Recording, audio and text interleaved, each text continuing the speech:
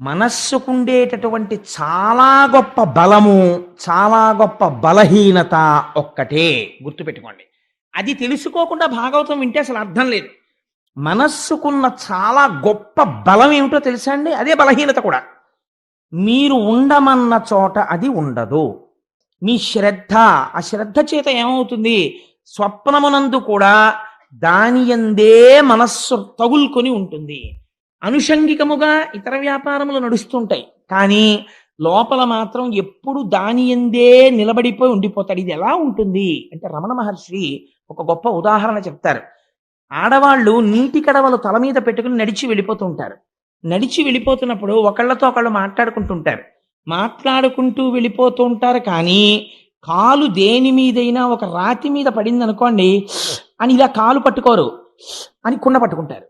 తల మీద ఉన్న కుండని రక్షించుకోవడం దృష్టి ఉంటుంది. మాట్లాడుకుంటూ నవ్వుకుంటూ మాటలు చెప్పుకుంటూ వెళ్ళిపోతుంటారు. ఇవన్నీ జరుగుతున్నా దృష్టి తల మీద ఉన్న కుండ మీద ఉన్నట్టు భక్తి పరిణతి చెందితే నువ్వు ఏ పనిలో ఉన్నా నీ మనస్సు ఈశ్వర పాదముల దగ్గర ఉంటుంది.